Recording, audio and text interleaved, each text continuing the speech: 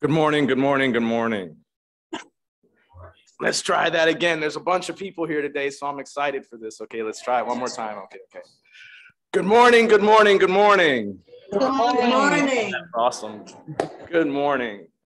My name is Don West, and I am the worship leader today. Welcome to the Unitarian Universalist Fellowship of Laguna Beach. We are the church of the open mind, the loving heart, and the helping hand. In Unitarian Universalism, we are a welcoming family here. We have been here for 75 years. This is the 75th anniversary of this particular community. And I believe, I'm not sure if we have any historians present, but I believe that we started in February, which would also mean that this is the 75th Easter that this community has come together and celebrated together. So welcome everyone. At UUFLB, we are a welcoming congregation committed to ending systemic racism with membership open to all. Whoever you are, whomever you love, whatever has brought you here to join us today, we welcome you. So thank you all for coming today.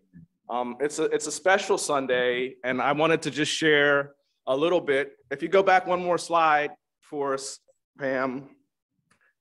On the screen in Unitarian Universalism, we have no religious creed or religious dogma. We only have 7 principles, and those 7 principles are on the screen. They're on the back of the order of service. You can find them on our website. And those 7 principles is what we all have agreed to affirm and promote and have come together to create a religious community around. And as I've already said, one of the things we're doing is celebrating the life of our good friend, Paul Schmidt. And Paul was in the choir here, and he was a very vocal participant in our congregation. We often would have services where we would have an interactive exchange between whoever was leading and the topic and the congregation.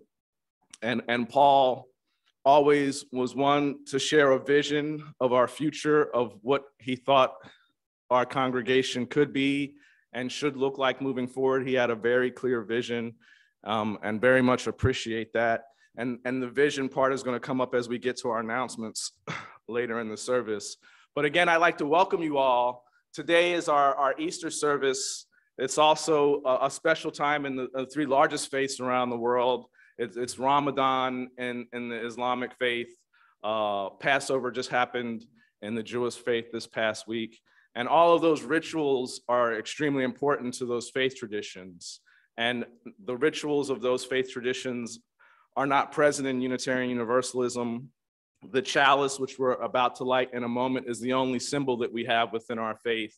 And one of the only rituals and services that we have that are specifically and strictly Unitarian Universalist is the flower communion that we're going to celebrate today. And that is celebrating its 100th anniversary. It was started in 1923 in what was then Czechoslovakia. So it's a great pleasure to be here leading the 75th service of this particular community, leading the 100th flower. Binder. Typically happens in June in many congregations, because when it happened in Czechoslovakia and Prague, it happened in June. But without further ado, everywhere around the world on Sunday mornings, time Unitarian Universalists gather, a chalice is lit. So I am going to light the chalice for us here in the congregation this morning. And we're going to have a short video clip, which we used in the service several months ago, where we were remote for some reason. And Mr. Paul Schmidt lit the chalice for us that week in a recording, which we're going to share with you in respect to Mr. Paul today. So without further ado.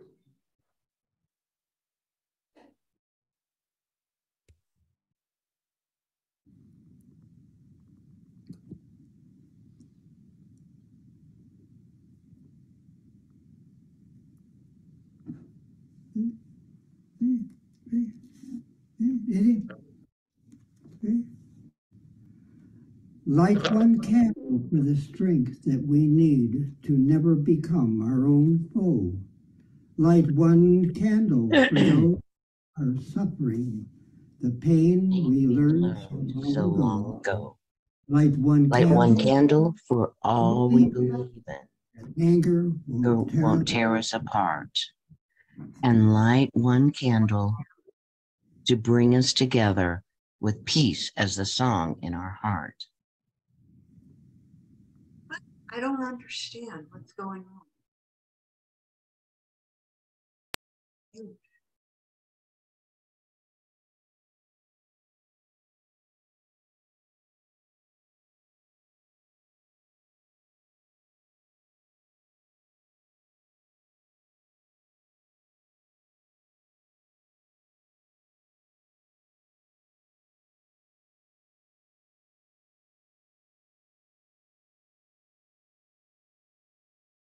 Have a little technical difficulties on the Zoom side.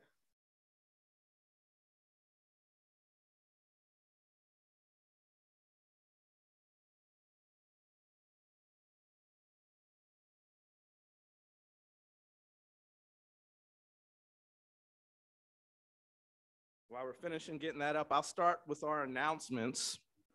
On the first Thursday of every month, one of the things that we do around here is we assist with feeding those who are at the alternative sleeping location here in Laguna Beach.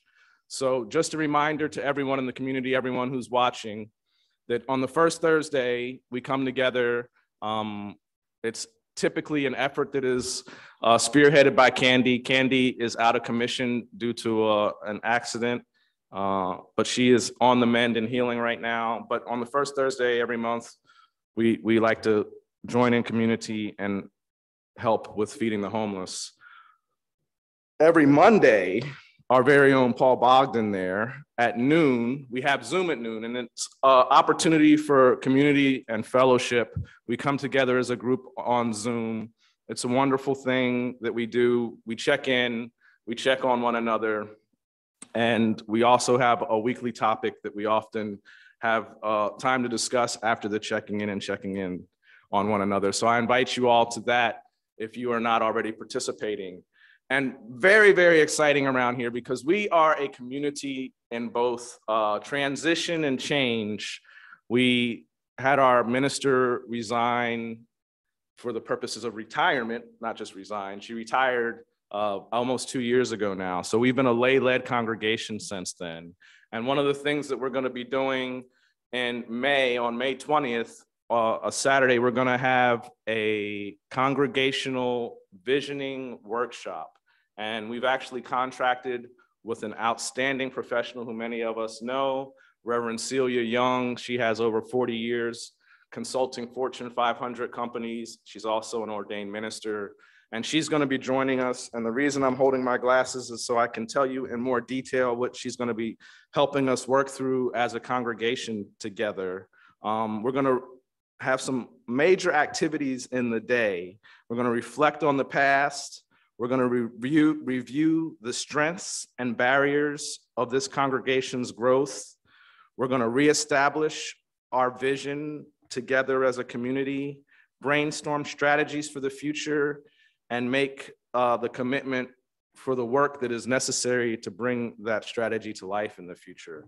And again, we've been having this as an ongoing conversation. So one of the things that we will incorporate and include are some of the thoughts and considerations of Mr. Paul Schmidt when we do that. So mark your calendars, Saturday, May 20th. It's a congregational. I always find it so funny. When I first started coming here 5 years ago, we had a wonderful member named Barbara Williams Pemberton. And when she would lead the service, she would always make a joke that said she had to decide with her glasses if she was going to be able to see what was on the podium or what was on the screen back there. And I wasn't a part of the glasses crew and team at that time, so I really didn't understand what she was talking about, but years have gone by, and now as I look at the screen and look at the pages, I have to make a choice. So tribute and honor to Barbara as well. But Saturday, May 20th, We're going to provide lunch. That's always an enticement. When I was in law school and they say there was lunch and the numbers would go up by like 100%. So keep that in mind. And are there any other announcements or anything that anyone else might need to share at this particular time? From our board president, Mr. Oakley, anything?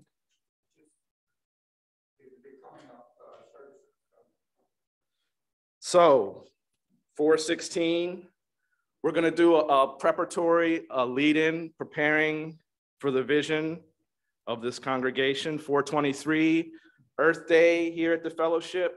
And a regular is returning on 4:30, Stacy Pendleton. She always leads us in a marvelous sound healing service. So the next 3 weeks, that's what we have. And I think we have Reverend Tom is going to be here in May. I saw some emails from Reverend Tom. So Reverend Tom Owen Toll is also joining us in May. And I'll be back in May too. Stay tuned for that. I'm doing the third week of every month.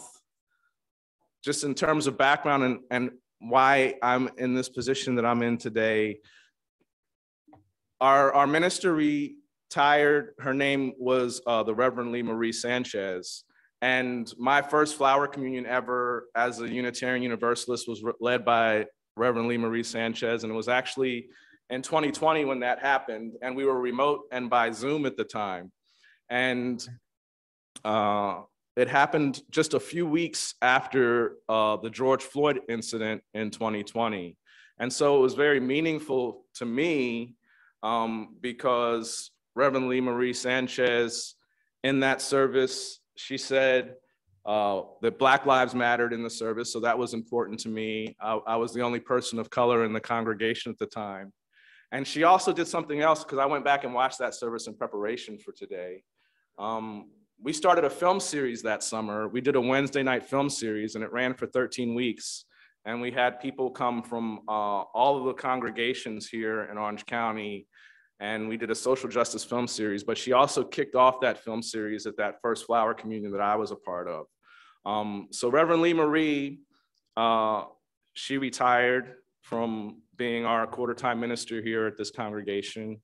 And through a series of conversations and deliberations, last October, where did Rachel go? There she is. Rachel Daniels said, well, why don't we hire Don to be our minister? And I said, well, you can't just do that. Somebody has to go to school and get some credentials and all of those different things. And so last October, a journey has commenced. And in January of this year, I began my first semester as a Master of Divinity student at the Star King School for the Ministry in Oakland, California. Thank you very much. And so I don't know what you would call it, an embryo or a little piece of dough that needs to go into the oven and bake up and maybe rise and do some other things. But I'm in my first semester of Divinity School, and I'm working to increase my understanding and my contribution as a leader here at the Unitarian Universalist Fellowship. And I've lost my complete place of where I was trying to be and what I was trying to do. But there's always a save when you have the lovely Carol Cole as your music director.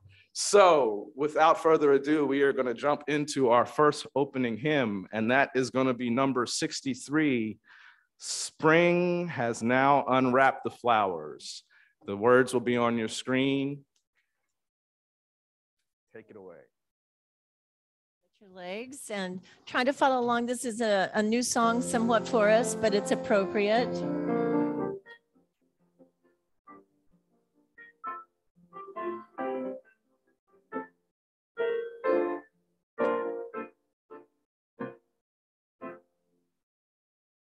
Spring has now unwrapped the flowers. Day is fast reviving. Life in all her growing powers.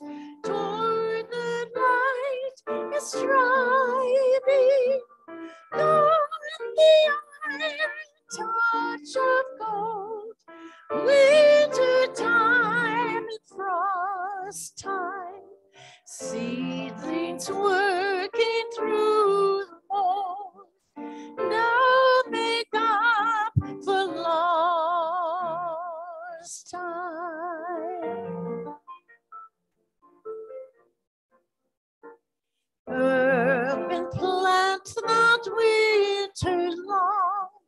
slumbered at their leisure, now be stirring green and strong, find it growth their pleasure.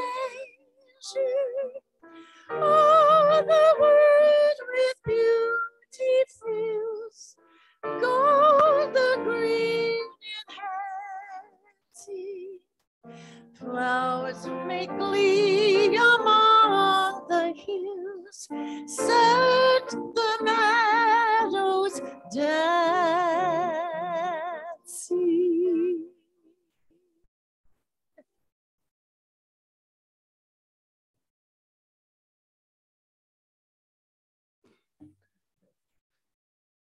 And now that we found our place, we're going to go back in time and create a little magic. And we're going to do our centering thought, which will momentarily be on the screen.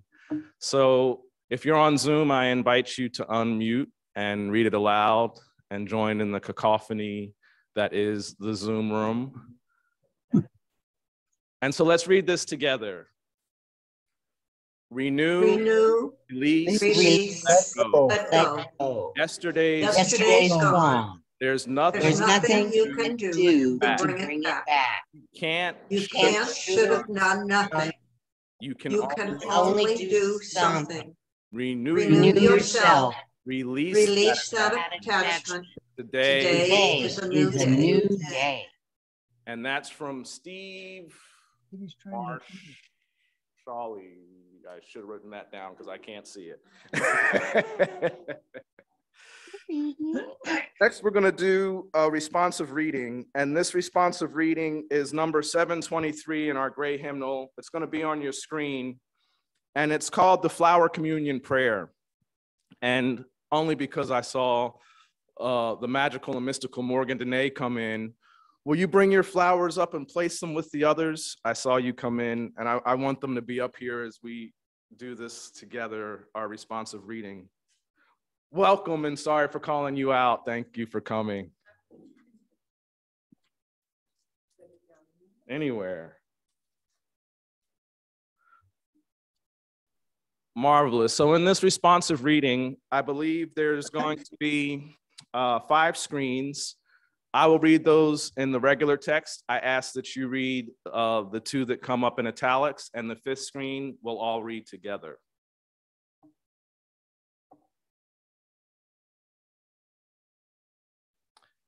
In the name of Providence, which implants in the seed the future of the tree, and in the hearts of men and women, the longing for people living in human love.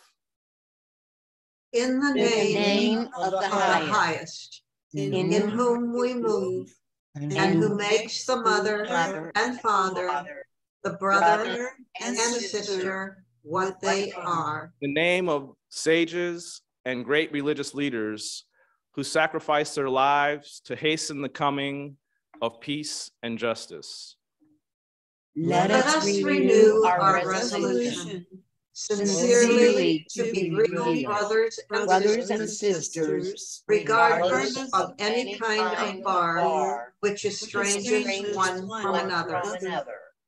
And all together, in this holy resolution, may we be strengthened, knowing that we are one family, that one spirit, the spirit of love, unites us, and may we endeavor for a more perfect and more joyful life. Amen.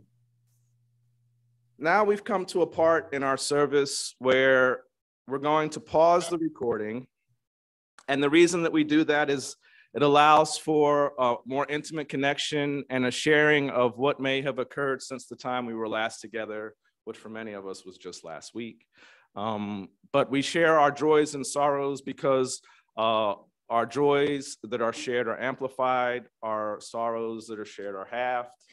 And with that, we're going to invite those on Zoom to raise their hand, and we'll spotlight you. So and Annie and mine, Doc, and we're also going to keep, going to start our recording. And as the recording comes back on, it is now a time where we do something called giving the offering. And I was thinking about it. For those of you who aren't with us regularly, I actually live in Henderson, Nevada. I moved there, Nevada, because I get corrected by Uber and Lyft drivers on the regular basis. It's Henderson, Nevada. I moved there at the beginning of the COVID experience, April 2020. So it was a very special welcome that they had for me when I got over to Las Vegas. No one was out anywhere. You had to walk one way down a particular aisle at the grocery store. But I was able to stay connected to this particular group and congregation because right before COVID, we started playing with this thing that they invented called Zoom. And I was the Zoom tech and would Zoom in. And I mentioned Reverend Lee Marie Sanchez, and she introduced me to this awesome concept. And it's the concept of time, talent, and treasure. So momentarily, Carol is going to play some lovely melodies for us while Paul takes the basket around, and he's going to collect some treasure to help us sustain this particular building. But what's so important is the time and the talent that goes into this particular community and family. And I just want to also acknowledge and bring that up because it's as diverse as the flowers that we have on our altar here, because there's the person that opens the building, there's the person that cleans the toilets, there's the person that makes the coffee, there's the person that cleans up the coffee cups. There's a lot of different people. There's the person that's handling the audio right now, Miss Dara, thank you very much, making sure that Zoom can be heard and so on and so forth. And it's a bouquet. It's a bouquet of people, a bouquet of time and talent that is also offered to this particular community. So without further ado, Paul is gonna pass our basket. Carol is gonna regale us with a wonderful selection and melody. And it is what we do, and it is our responsibility to do it well. So please give. On the screen, there's a couple additional ways you can give in addition to the basket. Electronics, we even have some QR codes on there for the young people that are real cool and hip. So take it away, Paul.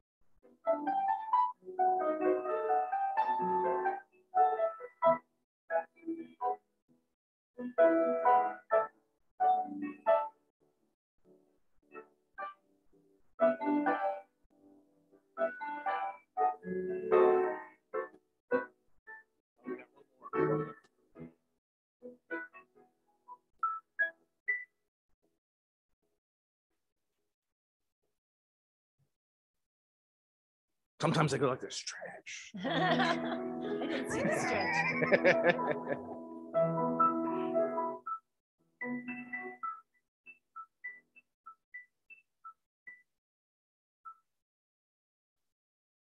See, that was a test. See how well she did, everybody?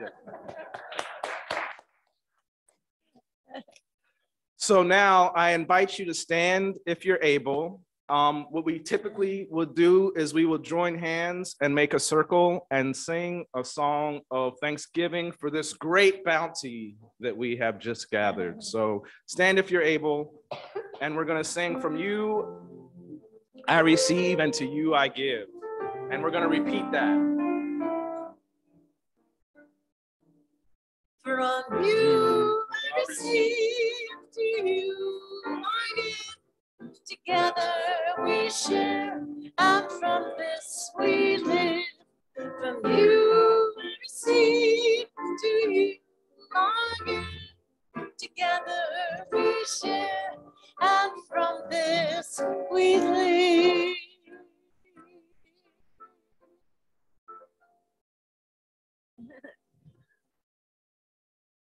Please be seated.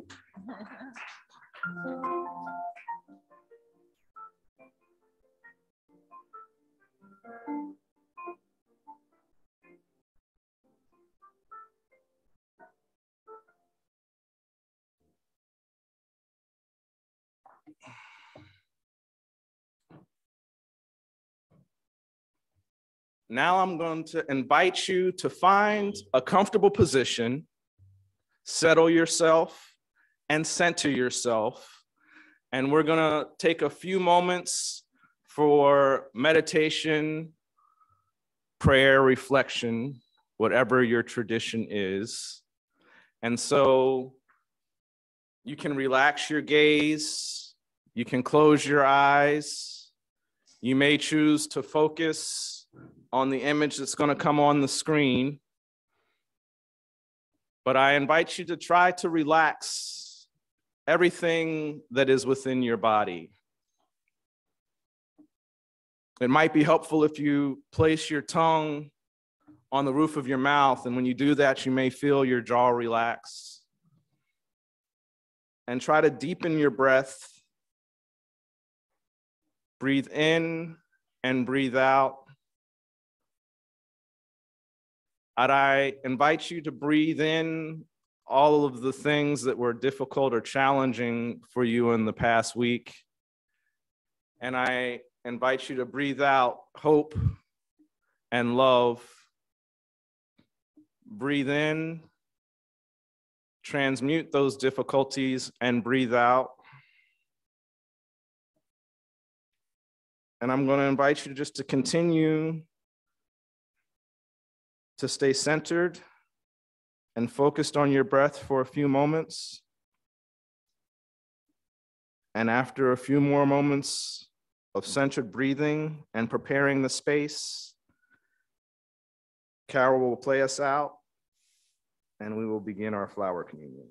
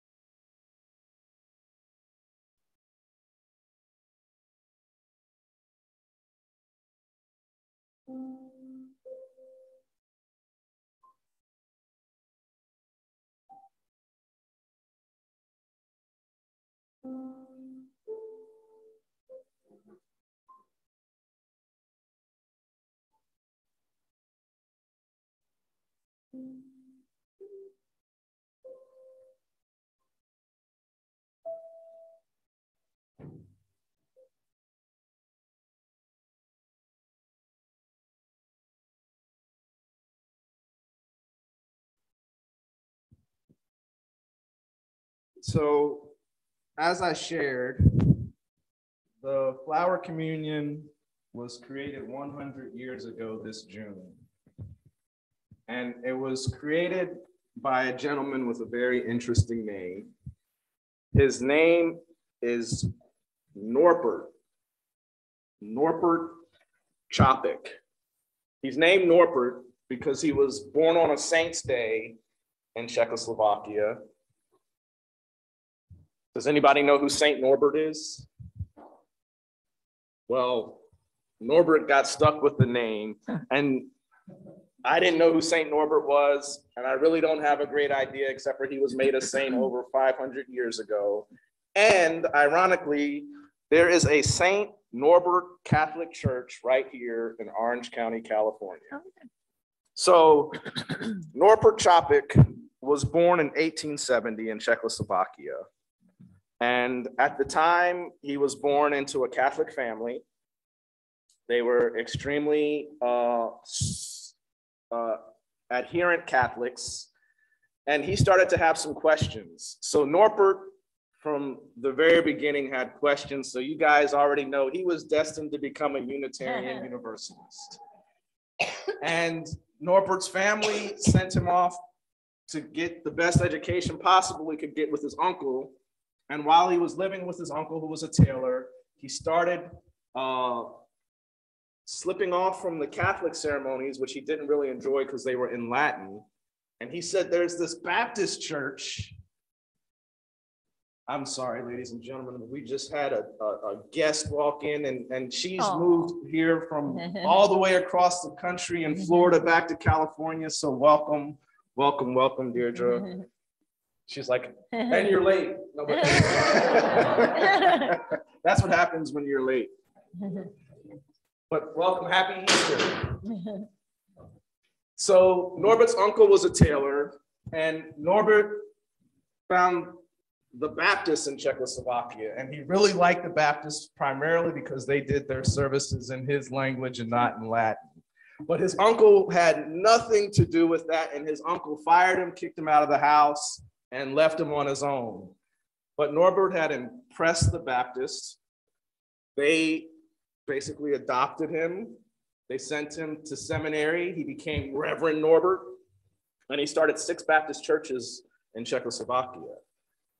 He had 8 kids too. He was a busy dude. Then Norbert moved to America. Him, his wife, his 8 kids. Something happened, I'm not sure, but his wife passed away, and he was able to find some lady who said yes and took on those 8 kids. And her name is Maja. Is it Maja or Maya? Maya.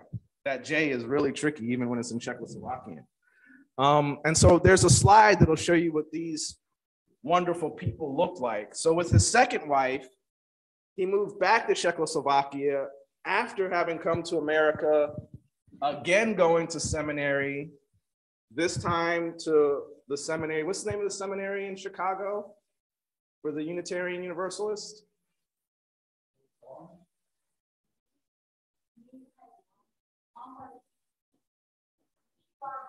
That one. Yeah. So Norbert went to that seminary and became a Unitarian Universalist minister.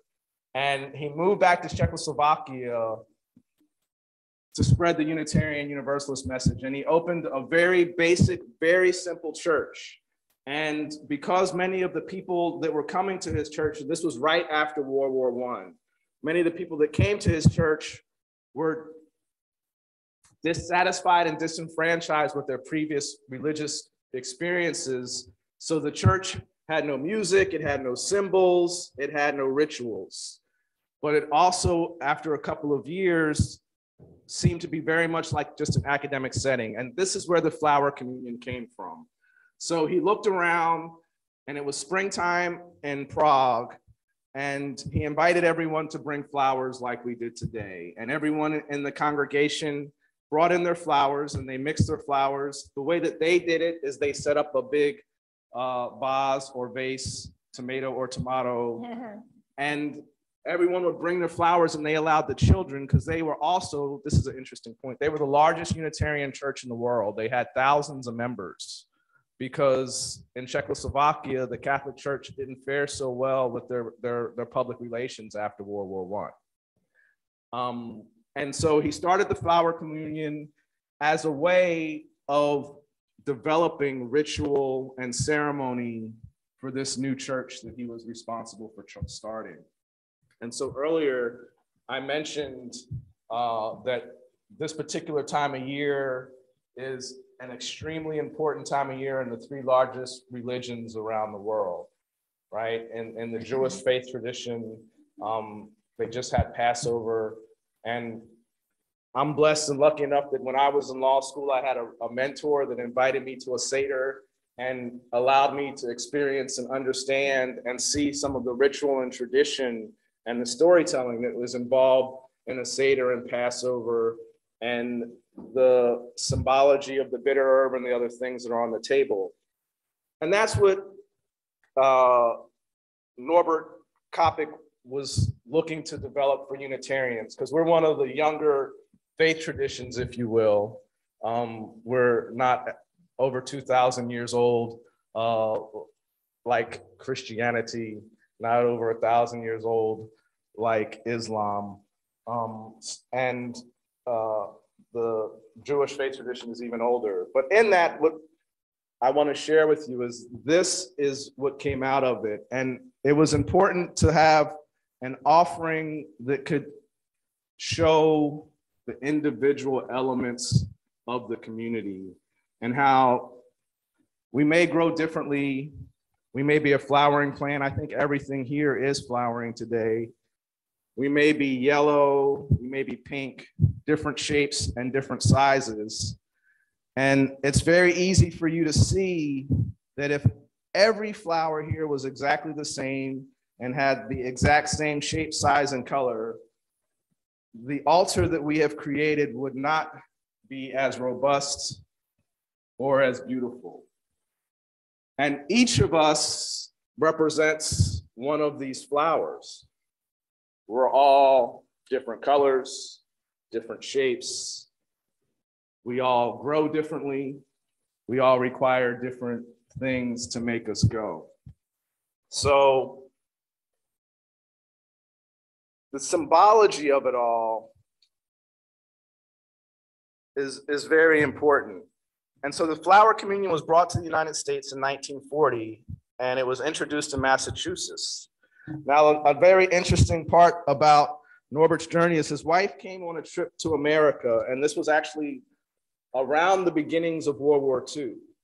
And so if you can imagine a faith in Czechoslovakia with thousands of members that preached hope, unity, and togetherness, that was not a favorite of the Nazi regime that was coming in World War II.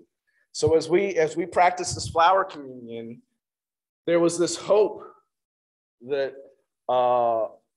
Maya had when she came to America, and it was the hope of spreading this new ceremony to America. And that ceremony was spread, and she was unable to return home because of the war. And it wasn't until after the war that America found out what happened to Norbert. You see, as I said, the Nazis weren't a fan of that message of hope and unity and choice.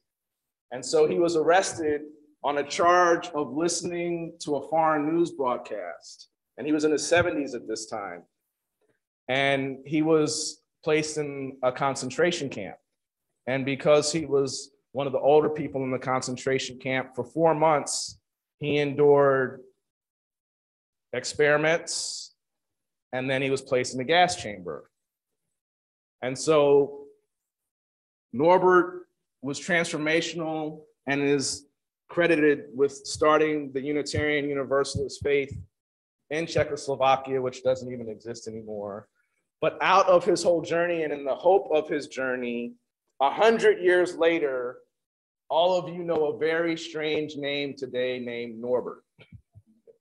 And in that hope, we have gathered, like the children and the ladies and gentlemen in Czechoslovakia 100 years ago, an altar of many different flowers. And then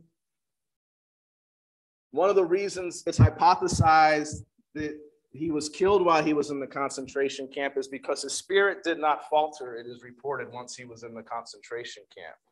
He was the local cheerleader, if you will. He would sing songs and tell jokes. There were no flowers in the concentration camp, but he still had a flower communion and they did it with rocks and twigs. And so I was thinking about that this morning, and the very first time that I saw Paul Schmidt was in Heisler Park across the street, many years before I ever came into this fellowship. Just as a side note, I passed this place for 15 years before I ever came inside. My best friend lived up the street, and it's a one-way street, so I had to pass it every day when I would come to see him. And then one day, 5-6 years ago, I followed somebody in, and here we are. But the first time I saw Paul was over in Heisler Park. So I learned this fact about what Norbert had done when he was in the concentration camp. So I went over to Heisler Park and I walked around and I said, I'm going to find a rock like Norbert did when they were in the concentration camp. And I'm going to place this rock onto our table for all of the members of our community that aren't here today, and in honor of Norbert. And what I'm going to do is I'm going to offer a short prayer that's going to consecrate these flowers. And I'm going to invite you all, while Carol plays a short interlude, to come up and take a different flower than the one that you brought. Even if you didn't bring one, I invite you to come and take one. And the whole symbology and purpose is, one, you're going to go away with something different than you came with, which is what hopefully happens when you come into community here with us. We grow together, we learn together. And so whenever Dr. Chopik conducted his flower communion in Prague, he would consecrate the flowers and say these words.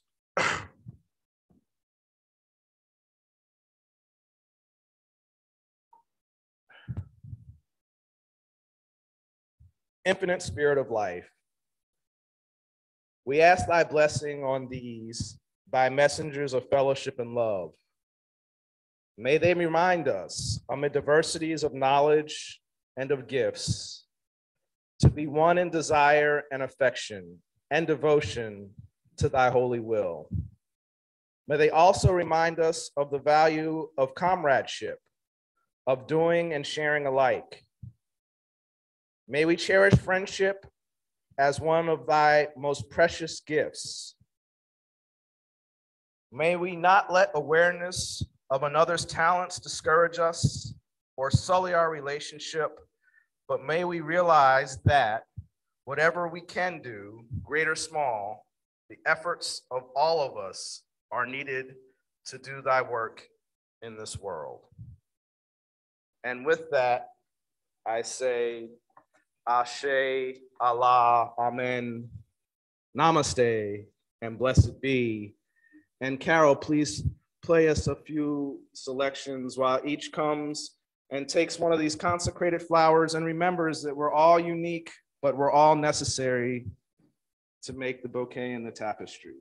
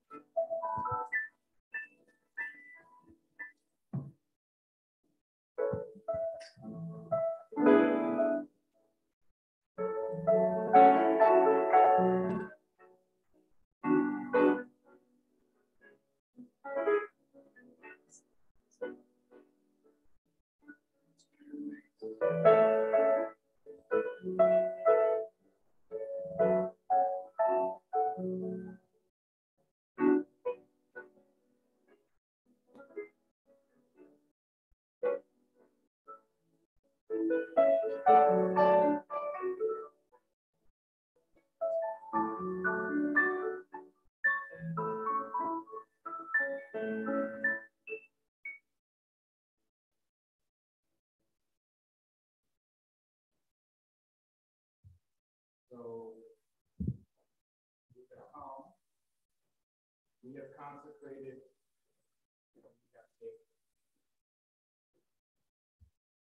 So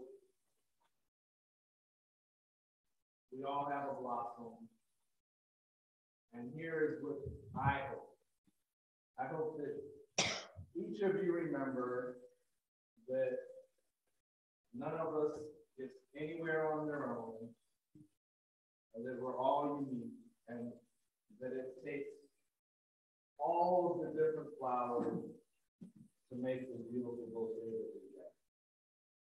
And I am now going to invite Mr. Marco Schmidt to come forward, and he is going to share a few words with us about his father, Paul, and also is going to share a slideshow as well. So.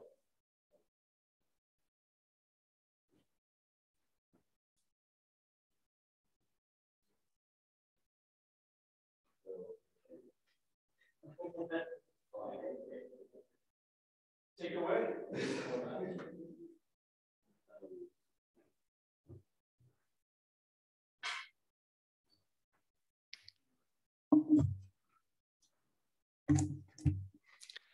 First of all, I just really want to thank all of you for being here today. My family and all of us are just super grateful to be welcomed like this.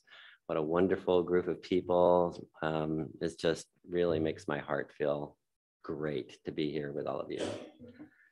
And my family asked me to say a few words about my dad. Just give me a second here to get set up. Let's see here. The promise and pitfall of technology.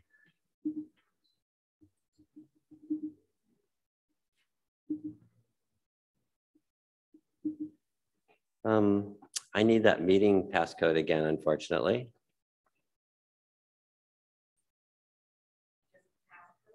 Just the passcode, yeah.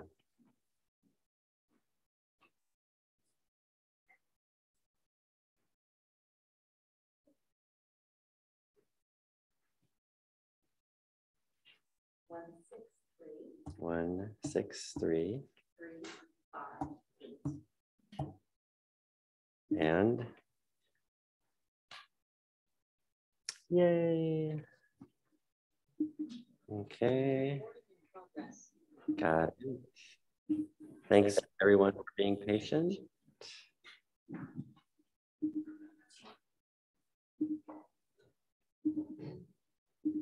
So maybe you could let me share or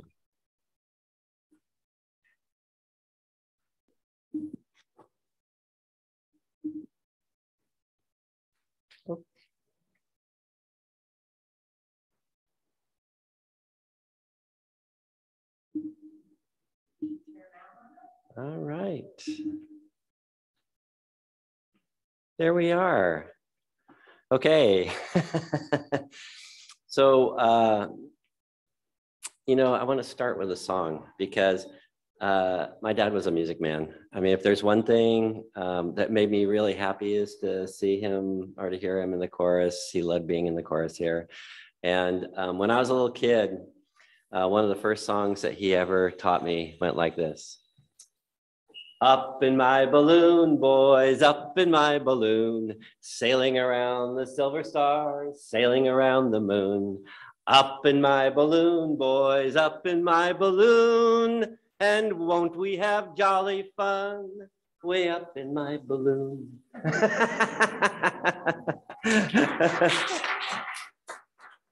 So what is a life? You know, it's kind of one of those interesting things. We see each other and we forget that behind each and every one of us is a whole story of the people that brought us into the world and all the experiences and things that we, you know, learned from and endured and screwed up and, you know, made better and hopefully learned a little bit each day. And so I just wanted to take you on a little journey of Paul's life.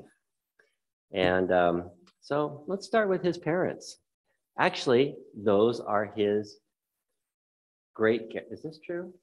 I'm a little bit nervous, so I'm like, these are our great grandparents. So these are his grandparents. And they were in North Dakota. And that's his grandfather and his grandmother. And this was his mother, Ruth, at 4.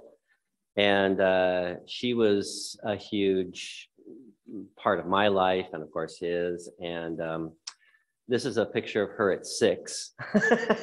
She was really quite something. And I love these pictures because she was actually quite a formal person later in life, but everybody was a child once, right? This is my grandfather. He was as you can see, he rode a motorcycle for the Red Cross in World War I and was quite a dashing guy. And he met my grandmother and they married. And this is a picture of them a little bit later at their favorite place to go during the summer, Squaw Lake. The man with the cigar is my grandfather. And that's Uncle Norty and Ruth, my grandmother. And so then along came Paul. And this is him at 4. And excuse me, 4 months, I think. And then this is a picture of him as a young boy. He always loved dogs. And he was really, he was an imaginative kid. He always liked to sort of hang out in nature. That was one of the great things he introduced to us, is to take us out in nature and to introduce us to animals and life. And this is Paul when he was 14. When my partner saw this, said, wow, he was really good looking. It's really interesting, isn't it? To like think about like the different stages in people's lives. Well, so my dad grew up in this large family in Minneapolis, and this is Schmidt Music Company.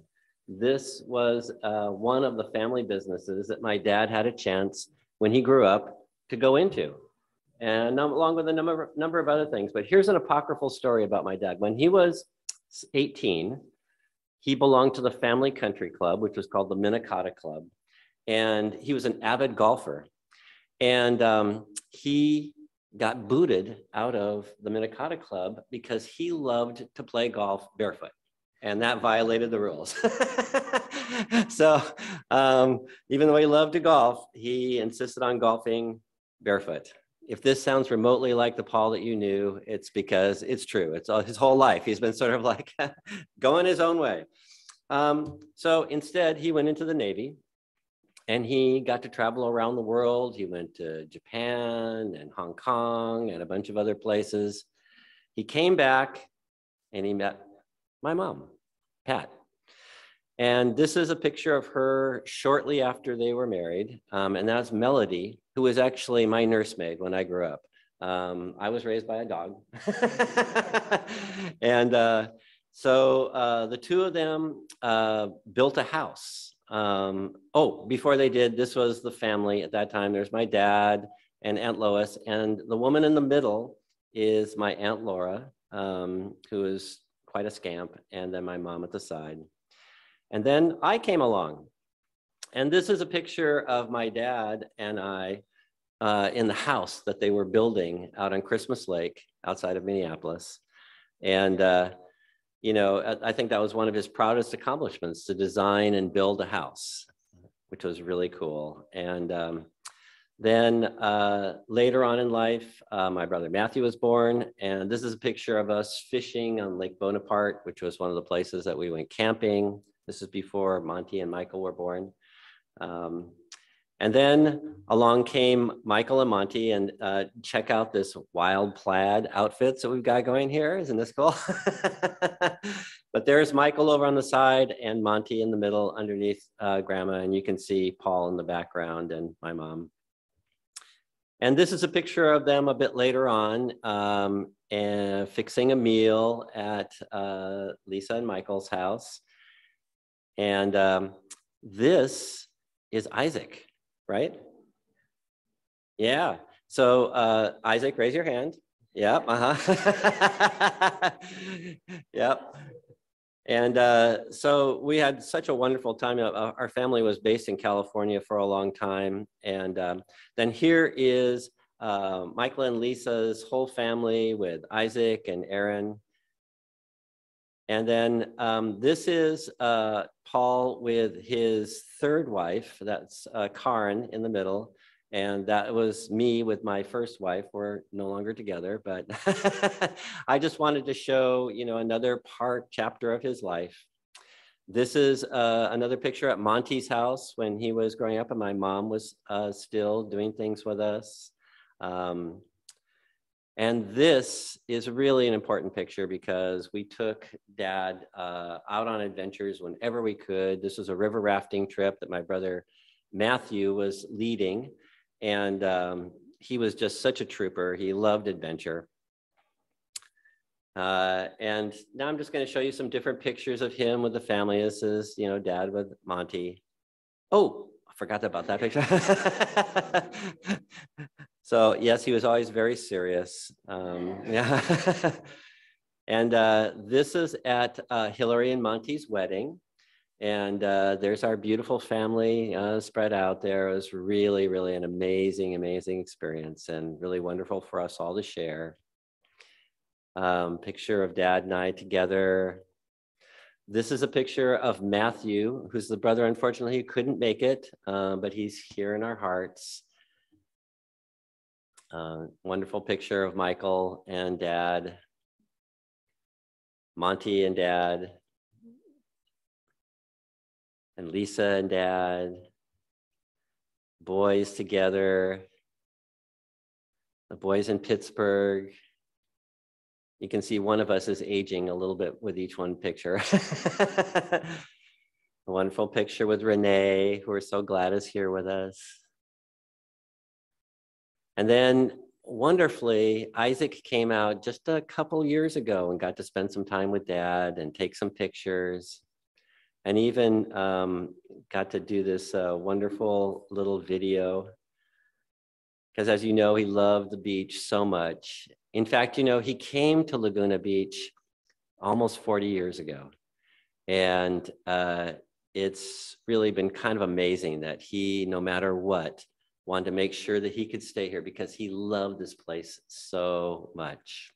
And being part of this church was a big part of his life here. And in fact, we found a picture of him singing in a choir.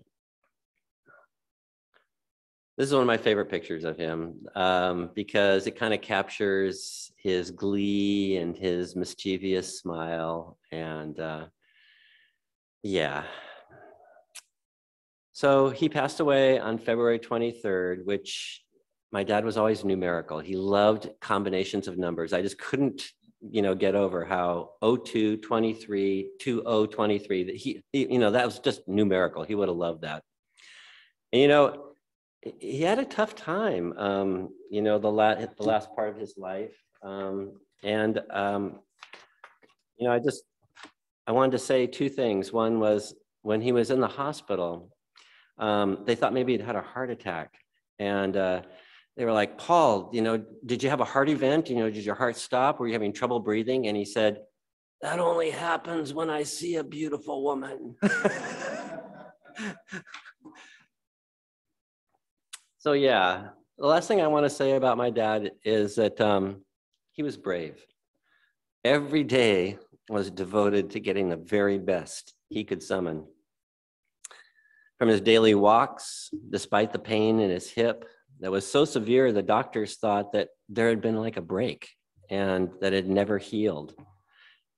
His raw materials were the rustling of the palms outside his little apartment, which was for him so important. I'm told after he was hit to the ground by a passing car that he lay in the road looking up at the sky, saying, happy, happy, happy. On his beloved street, Hillcrest Drive, happy, happy, happy. Thanks, guys.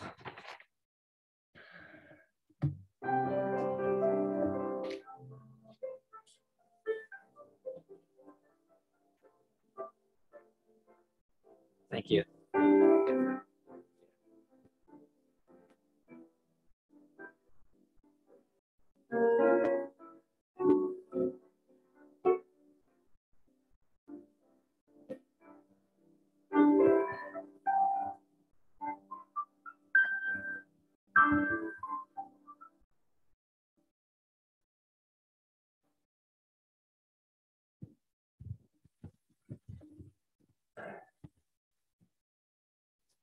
Thank you so much, Marco. Paul and I had made a commitment right before COVID to have lunch together. And we're still due. and thank you for sharing so much, because I'm a Navy veteran as well, a non-combat Navy veteran, just for accuracy purposes, so I don't claim something that I am not entitled to. But I never got to get to that particular part of his history. So thank you so much for sharing. I look forward very, very, very far off in the future having that lunch with him and getting some of those Navy stories and comparing. Our closing hymn today is going to be hymn number 28, View the Starry Realm. It's going to be performed for us by the lovely Carol Cole. The words will be on your screen.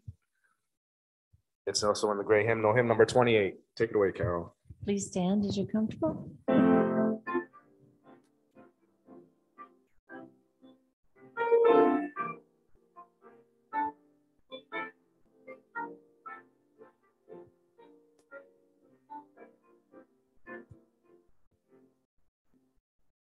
You, the starry realm of heaven, shining distant empire see, skies are God's celestial children, turns each winter into spring, turns each winter into spring. Great you are beyond conception, God of gods, God of stars, my soul soars with your perception. I escape from prison bars. I escape from prison bars. You, the one within, all forming in my heart and mind and breath. You, my God, through hates restorming, courage in both life and death. Courage in both life and death. Life is yours, in you I grow tall. Seed will come to fruit, I know. Trust that after winter snowfall, walls will melt and truth will flow. Walls will melt and truth will flow.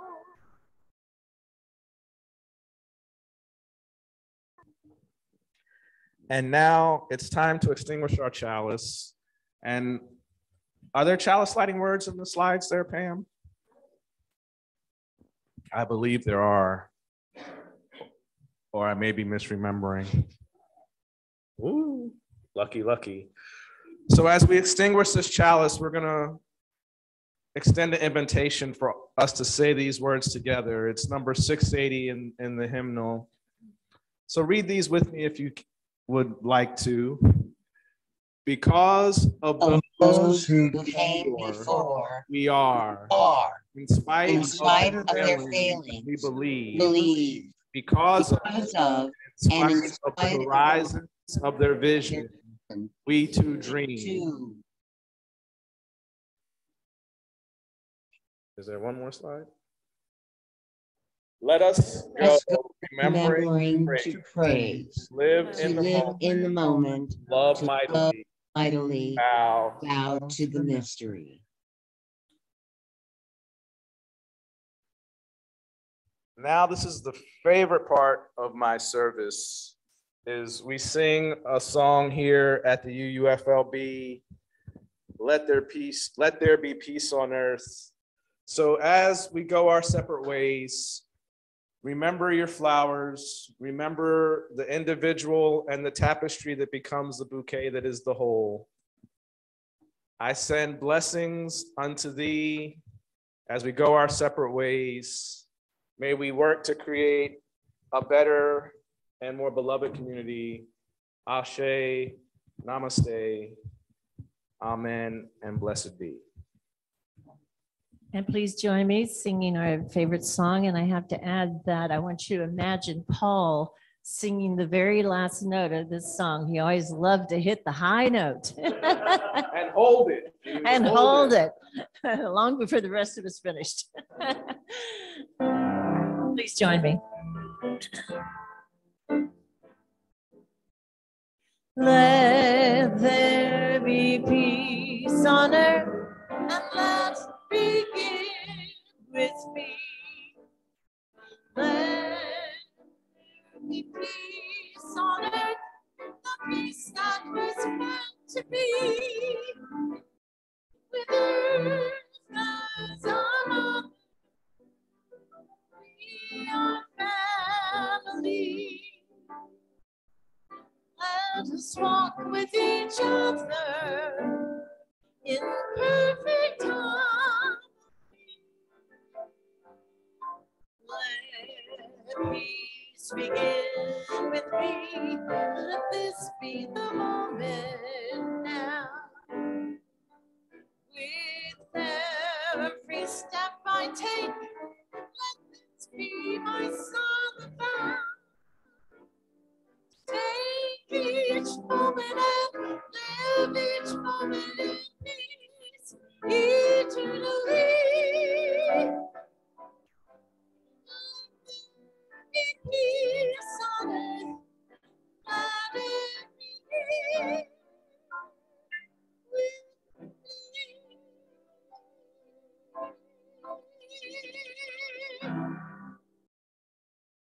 Have a lovely day.